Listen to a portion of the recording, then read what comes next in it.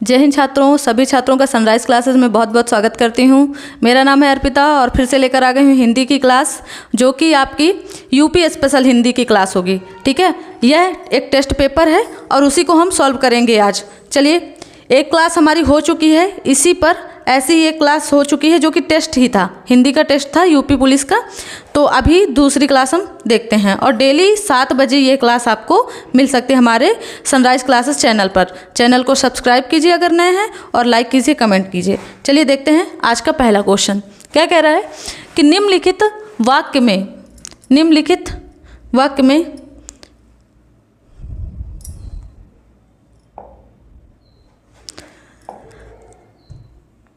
निम्न वाक्य में रिक्त स्थान की पूर्ति करना है। ठीक है, संज्ञा से करें। तो जीवन में डैश डैश होना अति आवश्यक है। किसका होना अति आवश्यक है? आप, मधुरता, अपना या कोई। बताइए कि जीवन में किसका होना अधिक आवश्यक है? आपका, अपना, कोई। ठीक है, तो आप देख लीजिए बना के कोई वाक्य ऐसा है क्या, कोई वर्ड ऐसा है जो इसको भरने से ऐसा पूरा होता है। तो जो मधुरता, जीवन में मधुरता का होना अति आवश्यक है। ठीक है, तो आपका सही जवाब हो जाएगा ऑप्शन नंबर बी, जीवन में मधुरता का होना अति आवश्यक है। क्या कह रहा है? निम्नलिखित मुहावरे के लिए उपयुक्त अर्थ क्या होगा? उल्टी गंगा बहाना, ये आपका मुहावरा है और इसका क्या अर्थ होगा उल्टी गंगा बहाना का? नियम के विरुद्ध काम करना, नदी की धारा को मोड़ देना, बिना मतलब की बातें करना, दूसरों की वस्तु चुरा लेना। बताइए उल्टी गंगा बहाने का मतलब क्या है? यार तुम भी उल्टी गंगा बहा रहे हो। ठीक है, तो हम क्या करते हैं, जब कोई नियम के विरुद्ध काम करने लगता है, जब कोई समाज सुधारक खड़ा हो जाता है समाज को सुधारने के लिए, तो कहते हैं कि नियम के विरुद्ध काम कर रहे हो, उल्टी गंगा बहा रहे हो, सदियों से चली आ रही परंपरा है उसको तुम छोड़कर तुम उल्टी गंगा बहाना शुरू कर दिए, है ना। नियम के विरुद्ध कोई काम करना, इसका सही जवाब हो जाएगा। अगला क्वेश्चन, कौन से विकल्प में दिए गए सभी शब्द रीतिवाचक क्रिया विशेषण हैं? क्या कह रहा है? रीतिवाचक क्रिया विशेषण।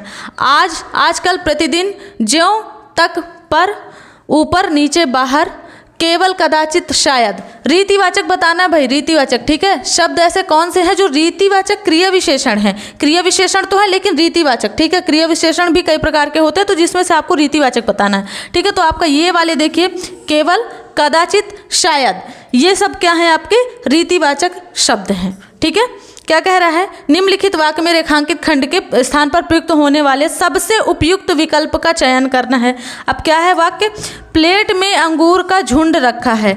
बताइए क्या हम अंगूर का झुंड बोलते हैं क्या? नहीं ना, गुच्छा होता है, अंगूर का गुच्छा। ठीक है, दल नहीं होगा, छल्ला नहीं होगा, समूह नहीं होगा, अंगूर का गुच्छा होगा। तो आपका सही जवाब हो जाएगा ऑप्शन नंबर ए, गुच्छा। अगला क्वेश्चन पढ़िए, निम्नलिखित वाक्य में रेखांकित अंश के स्थान पर सबसे उपयुक्त विकल्प का चयन करना है। बात बात में इस तरह झगड़ना लड़ना ठीक नहीं है। तो हम आम बोलचाल की भाषा में बोलते हैं क्या? लड़ना झगड़ना। ठीक है, तो ना तो आपका मारना मरना, लड़ना मरना, मारना लड़ना, झगड़ना मरना। ठीक है, आपका हो जाएगा सही जवाब लड़ना झगड़ना। चलिए अगला क्वेश्चन, नीचे दिए गए वाक्यांश के लिए सार्थक शब्द बताइए। चलिए थोड़ा बड़ा करते हैं इसको। अब पढ़िए, नीचे दिए गए वाक्यांश के लिए सार्थक शब्द बताना है। सार्थक शब्द, ठीक है, क्या होगा? संध्या और रात के बीच का समय। संध्या और रात के बीच का समय क्या कहते हैं? वाक्यांश के लिए एक शब्द जो होते हैं उसमें से पूछा गया बेला, अस्ताचल, गोधूली, दोपहर। संध्या और रात के बीच का समय सीधी सी बात है भैया, जो शाम के बाद, जैसे शाम 4 बजे होती है उसके बाद, और जैसे रात 8 बजे होती है उसके बाद, जो 6 से 7 का टाइम आपका होता है वो उसको हम गोधूली कहते हैं। ठीक है, क्या कहते हैं? गोधूली। ये बहुत प्रचलित पुराना समय है कि गायों के जब आने का समय होता था तो गायें चलती थी और धूल उड़ जाती थी, घर को लौटती थी वन से चर के, तो फिर क्या होता था, उसी समय को हम गोधूली कह देते थे। मैंने गुलाब का पुष्प मंगाया था पर तुम कमल के लेके आए। क्या भरना है इसमें? फूल के पर्याय। ठीक है, पर्यायवाची भरना है। उपरोक्त वाक्य में रिक्त स्थान की पूर्ति करें। मतलब क्या? फूल का पर्याय भरना है ना। कमल के क्या ले आए? फूल ले आए, तो फूल की पर्यायवाची क्या होगी? वारिद, सुमन, कुमुद, पुंडरीक। बताइए क्या होगी? तो देखिए, कुमुद और पुंडरीक ये दोनों क्या हैं? ये तो खुद कमल की पर्यायवाची हैं। ठीक है, कमल की पर्यायवाची हैं, कमल की। लेकिन हमको किसकी पर्यायवाची लगाना था? फूल की। फूल की पर्यायवाची लगाना ना, तो फूल किसको बोलेंगे हम? सुमन को। तो सही जवाब हो जाएगा आपका बी। ठीक है, वारिद किसका है? बादल का। बादल की पर्यायवाची है। 5 टन कोयले, इस वाक्य में रेखांकित शब्द के स्थान पर उचित स्थान का प्रयोग। कोयले के उचित स्थान पर क्या प्रयोग होगा? 5 टन कोयले। जब पहले से उसकी क्वांटिटी बता दिया है तो अब कोयले लिखने की जरूरत ही नहीं है, उसकी मात्रा बता दिया गया है तो अब उसको बहुवचन में लिखने की जरूरत ही नहीं है, मतलब सीधा सा हो जाएगा 5 टन कोयला। ठीक है, ऑप्शन नंबर डी सही जवाब हो जाएगा आपका। अगला क्वेश्चन देखते हैं, क्या कह रहा है? क्रिया विशेषण के प्रकार और उनके उदाहरण का निम्न में से कौन सा युग्म सही नहीं है? ठीक है, परिमाणवाचक क्रिया विशेषण क्या होता है? मतलब एक शब्द दिया है और उसका उदाहरण बताया है। सॉरी, ये जो परिमाणवाचक क्रिया विशेषण है उसके उदाहरण के लिए एक शब्द दिया गया है कि क्या है? सर्वत्र, समयवाचक क्रिया विशेषण पीछे, निश्चय बोधक क्रिया विशेषण वेशक, स्थिति बोधक क्रिया विशेषण कहीं ना कहीं। ठीक है, तो देखिए स्थिति, जब स्थिति किसी चीज़ की स्थिति दर्शाई जाती है, यहाँ वहाँ कहाँ जहाँ तहाँ, ठीक है, तो ये आपका सही हो जाएगा। निश्चय बोधक, वेशक, कोई इसमें कोई संदेह नहीं है, निश्चय कर रहे हैं ना कि वेशक, अरे वेशक आओ यार, तुम्हारा ही घर है, जब मन करे तब आओ। ठीक है, निश्चय, तो ये भी सही आपका हो जाएगा। समयवाचक, पीछे आगे, ठीक है, आगे पीछे, कल आज, ये सब आपके क्या होते हैं? समयवाचक। तो ये भी आपका सही है। आपका सही जवाब क्या नहीं होगा? परिमाणवाचक। परिमाणवाचक में क्वांटिटी बताएगा, मात्रा बताएगा। ठीक है, जैसे कटोरा भर, रात भर, ये सब आपका क्या होगा? परिमाणवाचक होगा। जैसे किलो भर, ये सब परिमाणवाचक में आएगा। तो आपका सही जवाब हो जाएगा ऑप्शन नंबर ए, परिमाणवाचक क्रिया विशेषण। ये सही नहीं है, नहीं पूछा था, ठीक है, सही नहीं है। क्या कह रहा है? बहती गंगा में हाथ धोना। मुहावरे के लिए उपयुक्त सार्थक शब्द का चयन करना है। बहती गंगा में हाथ धोना, क्या कह रहे हैं? अरे भाई तुम जा रहे हो साथ साथ,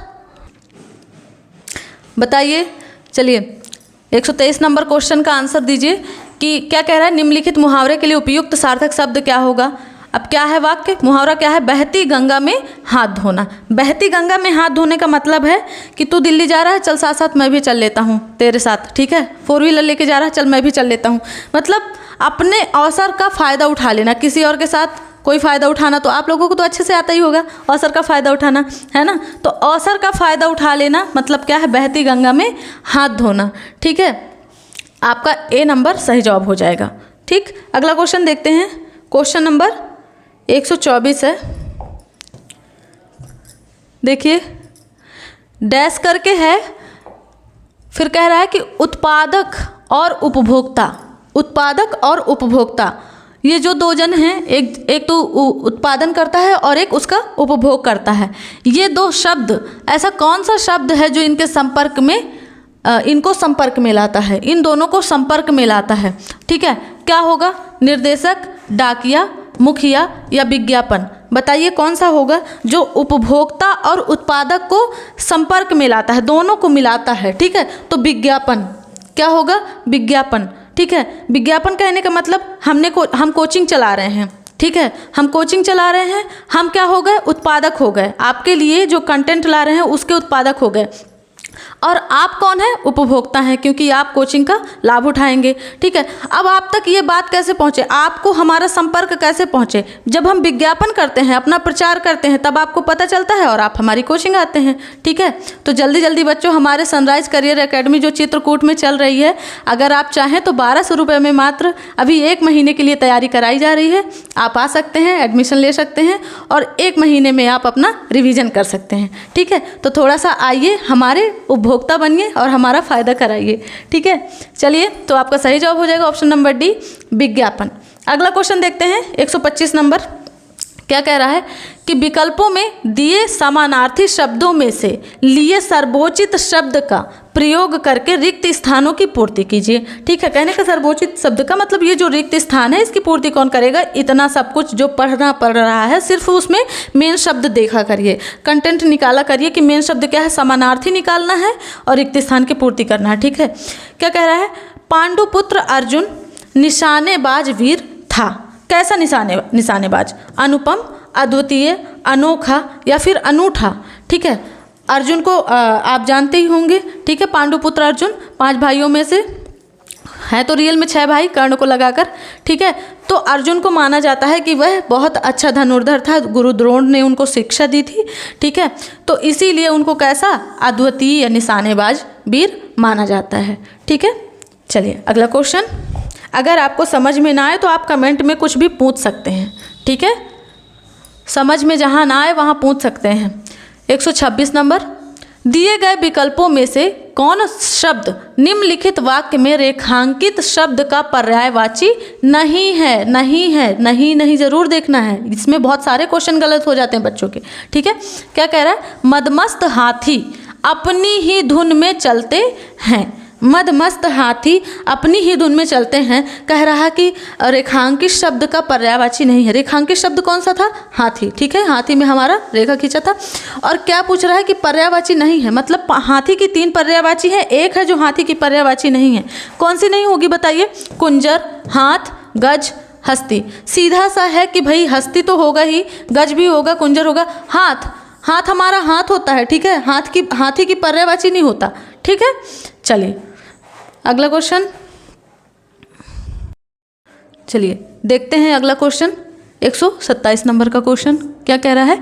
निम्न वाक्यांश के लिए सार्थक शब्द सही विकल्प चुने, ठीक है। सार्थक शब्द जिसकी कोई सीमा ना हो, जिसकी कोई सीमा ना हो, ठीक है। सीमांत, सीमित, असीम या ससीम। बताइए, जिसकी कोई सीमा ना हो, तो जिसकी कोई सीमा ना हो उसको क्या कहेंगे?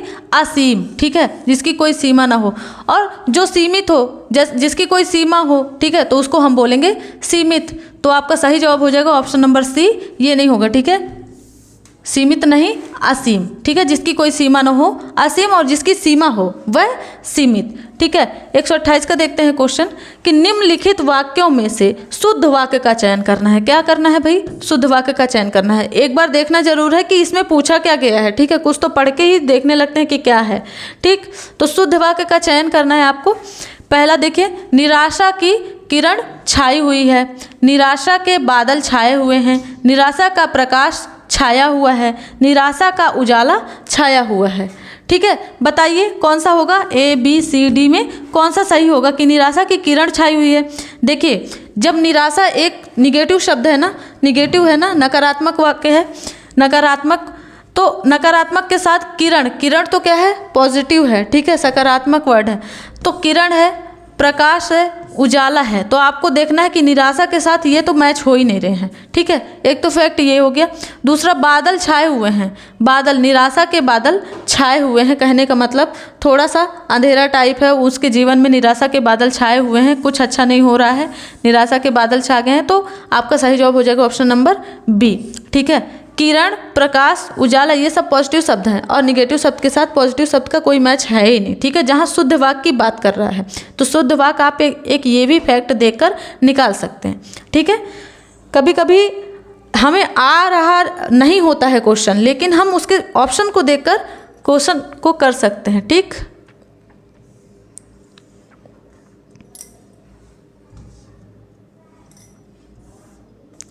अगला क्वेश्चन क्या कह रहा है? देखिए, अगला क्वेश्चन है कि निम्नलिखित प्रश्न में 4 विकल्प में से सही विकल्प का चयन करें जो दिए गए पद के उचित अलंकार रूप का अच्छा विकल्प है। मतलब अलंकार दिया है और कौन सा अलंकार का उदाहरण दिया हुआ है, और उसमें पूछ रहे कौन सा अलंकार है। तरन तनुजा, तट तमाल, तरवर बहुछाए। अब यह भाई अलंकार है आपका, और इसका आपको बताना है कि इसमें अलंकार कौन सा है। अनुप्रास है कि यमक है कि श्लेष है कि उपमा है। बताइए कि इसमें कौन सा अलंकार होता है। इसको पहले देखिए कि तरन तनुजा तट तमाल, क्या हम कह सकते हैं कि इसमें एक वर्ण की आवृत्ति बार बार हो रही है, ठीक है। एक वर्ण की आवृत्ति बार बार होती है, वहाँ पर क्या होता है? अनुप्रास अलंकार। और वर्ण कौन सा? ता, त त त त त, ठीक है। एक से अधिक बार जहाँ पर भी वर्ण की आवृत्ति बार बार होती है वहाँ पर क्या होता है? आपका अनुप्रास अलंकार होता है, ठीक है। और एक शब्द के ही कई अर्थ निकले, ठीक है। एक शब्द के ही कई अर्थ निकलते हैं जब, तो श्लेष अलंकार हो जाता है।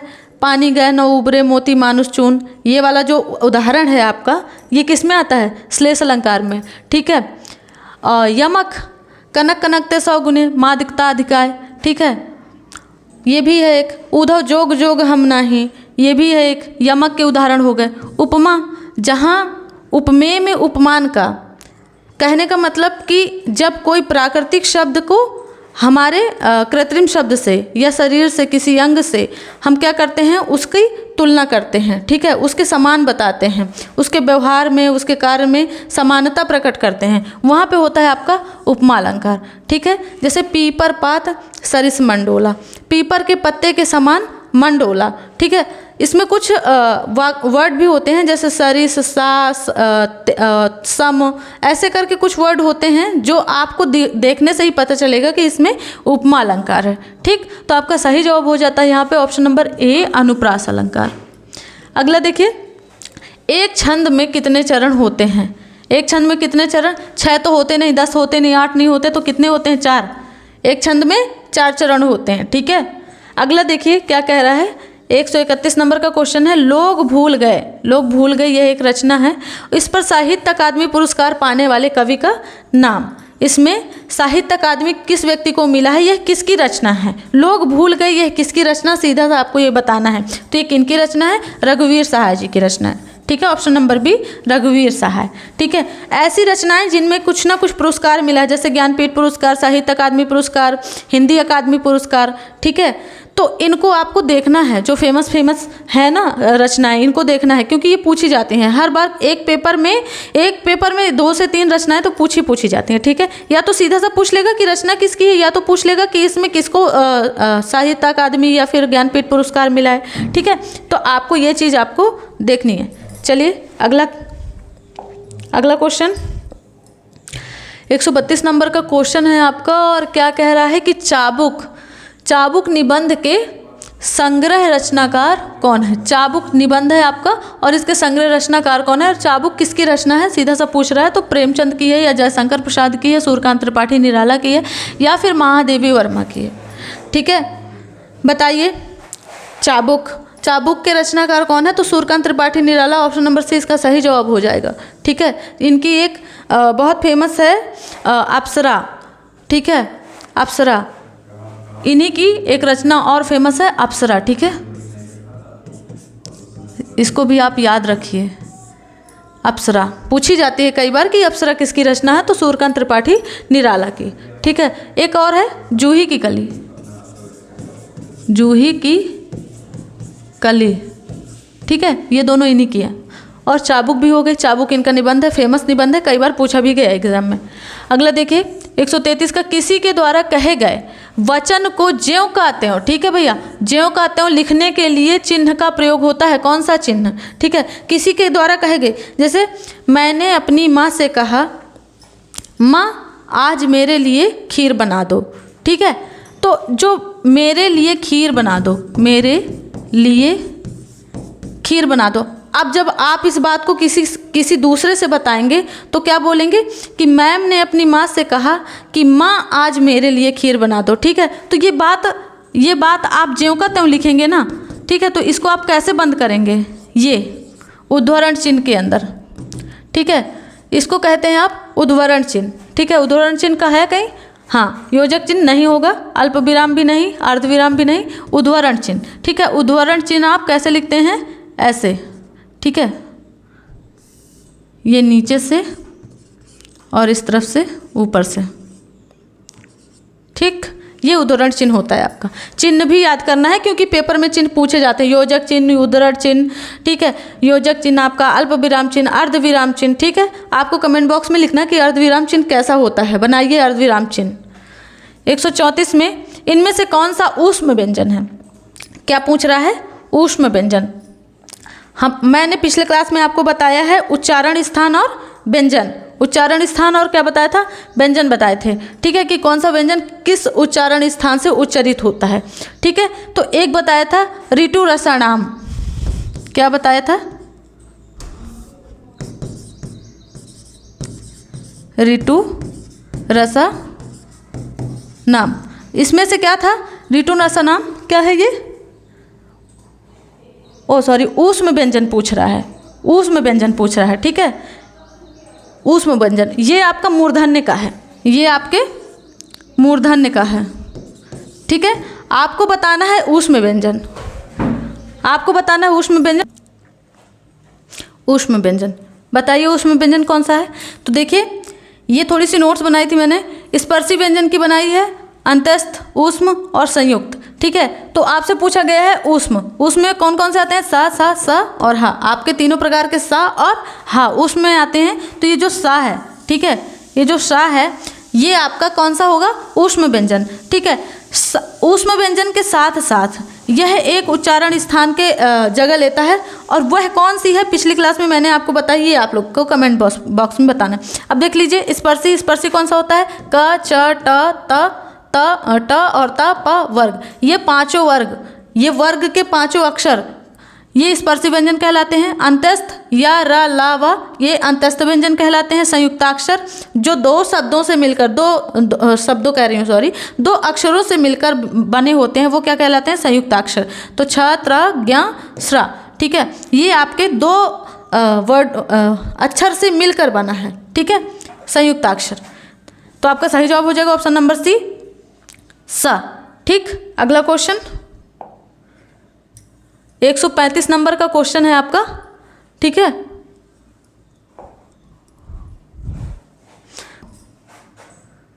तो देखते हैं 135 का क्या कह रहा है कि कौन सा वर्ण अघोष है।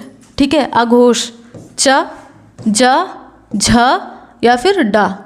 बताइए कौन सा वर्ण अघोष है। तो थोड़ी सी नोट्स देख लीजिए क्या कह रहा है कि हम देखिए ये जो 4 टाइप के होते हैं ना वर्ण, बहुत कंफ्यूज करते हैं, पूछता है कई बार महाप्राण, अल्पप्राण, घोष और अघोष। ठीक है, तो अल्पप्राण 135 प्लस अंतस्थ। अब ये 135 प्लस अंतस्थ क्या है? तो किसी भी वर्ग का पहला, तीसरा, पांचवा अक्षर और अंतस्थ। अंतस्थ अभी मैंने आपको बताए थे कि या, र, ल, व, या, र, ल, व। ठीक है, या, र, ल, व ये अंतस्थ होते हैं। तो किसी भी वर्ग का पहला, तीसरा, पांचवा अक्षर और प्लस या, र, ल, व ये क्या होंगे? अल्प प्राण, जिनमें कम प्राण लगे बोलने में। ठीक है, महाप्राण 24 लिखा है प्लस उसमें लिखा है। 24 का मतलब है दूसरा, किसी वर्ग का दूसरा और चौथा, क्योंकि पहला, तीसरा, पांचवा यहाँ कर लिया है तो कितना बच गया? दूसरा और चौथा। तो दूसरा और चौथा प्लस ऊष्म। ऊष्म में क्या था आपका? स और हाँ। ठीक है, ये आपके क्या होंगे? ऊष्म होंगे। और यही आपके क्या है? महाप्राण है, जिसमें हकार की ध्वनि उत्पन्न हो। ये जैसे देखते हैं आप, जो खा होगा, घा होगा, दूसरा और चौथा में हमेशा क्या लगेगा? एच का प्रयोग होता है। ठीक है, तो ये आपके हकार की ध्वनि उत्पन्न करेगा, वही आपके क्या होंगे? महाप्राण। ठीक है, जिसमें थोड़ी ज़्यादा बोलने में वायु लगे। घोष, घोष क्या होते हैं? 345 प्लस स्वर प्लस अंतस्थ।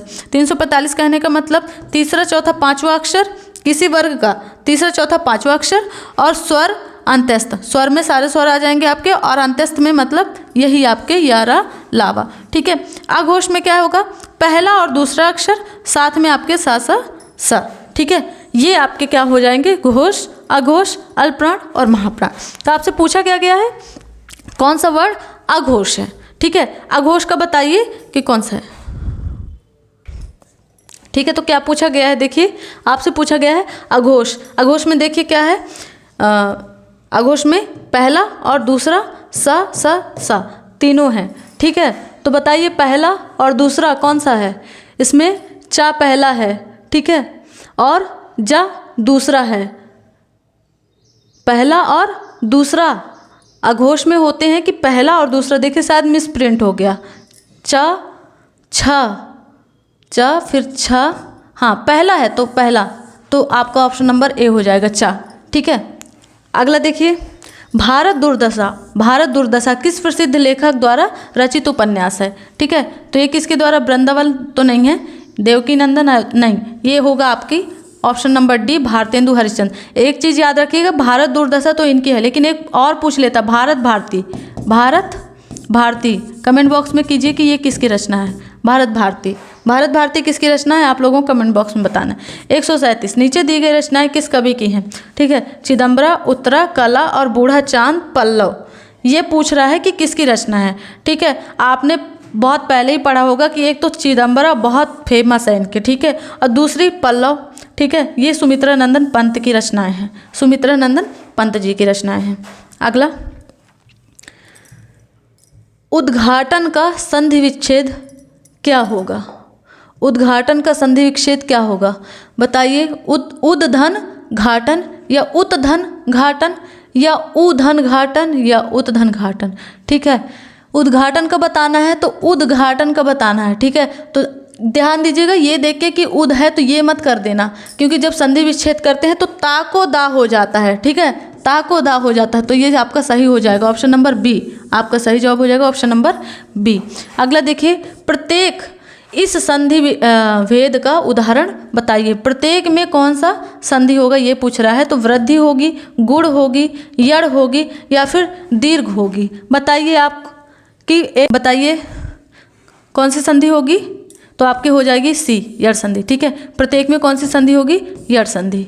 अगला क्या कह रहा है कि रस से भरा, रस से भरा विग्रह का समासिक पद, मतलब कहने का कि कौन सा पद है जिसका समास विग्रह कर दिया गया है और उससे निकला है रस से भरा। ठीक है, किसका बनेगा? रसीली का, रसायन का, रस पूरा का या फिर रस भरा से।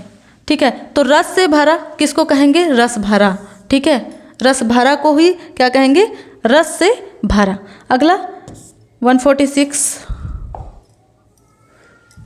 इनमें से कौन सा माल गोदाम, क्या कह रहा है? इनमें से कौन सा माल गोदाम शब्द के लिए समास विग्रह का सही रूप है? ठीक है, माल गोदाम का विग्रह बनाना है आपको। माल से गोदाम, माल बनाने के लिए गोदाम, माल के लिए गोदाम और माल और गोदाम। ठीक है, माल और गोदाम हो ही नहीं सकता, तो आपके लिए माल के लिए गोदाम हो जाएगा। क्या है? माल गोदाम का मतलब ही होता है माल के लिए गोदाम। ठीक है, ऐसा घर जहाँ पर हम अपना अनाज पानी रखते हैं। अगला, सुरेंद्र वर्मा को साहित्य अकादमी पुरस्कार किस वर्ष प्रदान किया गया है? ठीक है, बताइए सभी छात्र कि 1995 में या 96 में, 97 में, 99 में, तो इनको मिला है 1996 में। ठीक, अगला क्या कह रहा है देखिए, 148 का क्वेश्चन, इसमें पूछा है आपसे चिन्ह, किस चिन्ह का प्रयोग हुआ है? किस चिन्ह का प्रयोग हुआ है? ठीक है, दिए गए वाक्य में चिन्ह बताना है आपको।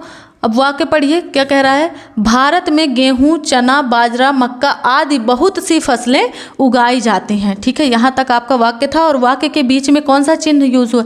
बताइए, ये देखिए, ये यहाँ पे ये चिन्ह यूज हुआ है आपका। ठीक है, प्रयोग में लाया गया है। तो अब बताइए कि ये जो चिन्ह है ये कौन सा चिन्ह है? बताइए, चिन्ह दिया है और पूछ रहा है कि यह कौन सा चिन्ह है। बताइए, अल्प विराम एवं पूर्ण विराम, एक तो ये भी है ना, पूर्ण विराम एवं अर्ध विराम, अर्ध विराम एवं अल्प विराम, पूर्ण विराम एवं योजक चिन्ह। बताइए कौन सा होगा?